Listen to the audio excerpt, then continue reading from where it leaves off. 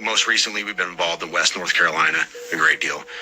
And we had some confirmed reporting through two solid sources. And this is where I have to be very iffy. And I told him in the car, and he can tell you offline, I cannot say this on the air, but we had two solid sources, one south of the border and then one from an element within our own government that confirmed independently of each other that some Iranian-made man pads, so surface-to-air missiles, had come across the border. We had the location and everything else. Well, Doc, that's what he goes by, Doc Chambers, he put this out on a podcast, and I was very emphatic, like, this is not stuff that I like to put on social media. I'm an intel guy by trade. This stuff is not for social media consumption. We got this to Secret Service. We did the whole gamut and got everything pushed to them, and that's why Trump was pushing a lot of this stuff out when he was, because we had told the Secret Service, and they had the reporting and everything else. But we have not, to my knowledge, have not recovered those man pads. Now, I'm not privy to that, but what I do know we have done is we have apprehended the couriers on a second run of theirs, and we have local law enforcement got together with federal law enforcement and rolled up the safe house in, I will not say that on this show, but they rolled up the safe house where it was, and we have since identified what that issue was on the border. Let me just. Where did they come through? They came through an actual point of entry, in a legal point of entry along the border. I'd have to pull up the original reporting, but we had the actual. So we now have Iranian missiles. Who knows how many? And inside the United States. That is not something you're going to see in a lot of places. Like I said, I didn't even want to talk about it. It was one of those things where I was just amplifying what he was putting out already, because I was like, man, I don't know about putting this out. But it was something we found was pertinent, because at the time, Trump was still campaigning. He was flying around, and there was the reports were their intent was to take down Trump's airplane. So at the time, Secret Service switched things up a bit, and allegedly, from what I've told, they started flying him around on charters for a while until they could identify and kind of mitigate that threat.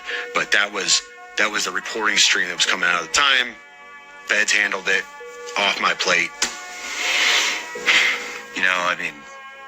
I'm with you on the not releasing certain things on social media. I understand that, but on the other hand, it seems to be the only way to demand any type of accountability or get this and force FBI, Homeland, whoever else is involved to dive into this shit and actually take part. And that's what we've been doing here on the show with Scott Mann, retired Lieutenant Colonel Green Beret, Sarah Adams, former agency targeter.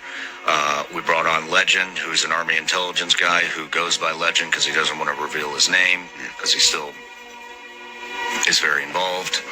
And we even went all the way to Vienna to interview Commander Massoud, the leader of the National Resistance Front in Afghanistan. And we've been talking about this stuff for a year. We got it to Congress. Congressman out of Knoxville, Tennessee, Tim Burchett, sent the bill up. It's literally about we need to stop funding the Taliban, $40 to $87 million a week. The Taliban has set up multiple NGOs within Afghanistan, and basically what we're doing is sending loads of cash to NGOs that the Taliban had set up. We're funding our own demise, and nobody's fucking paying attention. Nobody's paying attention. We tried to get it in the media. We got a little bit of hits. Most of them were from outside the U.S. We had a reporter out of India kind of cover it, but we've been warning about what's happening for damn near a year now. Sarah first came on, I believe it was October of 2023 was her first interview, and nobody took it seriously. Now we have the New Orleans attack. We have Iranian missiles. We have these invisible bombs. Do you know about the invisible bombs? So now these terrorist organizations have developed invisible bombs that will get through metal detectors, any kind of screening device that's out there, and they brag about this. And now we just did a Twitter Spaces with Sarah Adams, and they are now bragging that what we know about the invisible bomb is now even more advanced than it was before. So that means they can get this into stadiums, they can get this into airports, they can get this pretty much anywhere they want, because you cannot detect it. That's scary. Yeah. Great. So, for the people out there, look, there's no stopping what's here. You cannot stop this. Nope, you can't roll back. Now Can't with put the what we genie back have in the bottle. already in here, we have sleeper cells. Yep. We're already getting reports that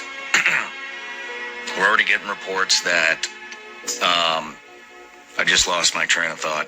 Oh, we're already getting some reports that there may be a bit more involved in the Louisiana, New Orleans attack that they're not releasing. We also, I'll tell you this, there's a group of people flying around and basically briefing up different departments, governors about what's coming, how to deal with it in their communities. There are deputies in New Orleans who put in requests for training on how to take care of a threat like this, and those fucking requests were denied. They were denied.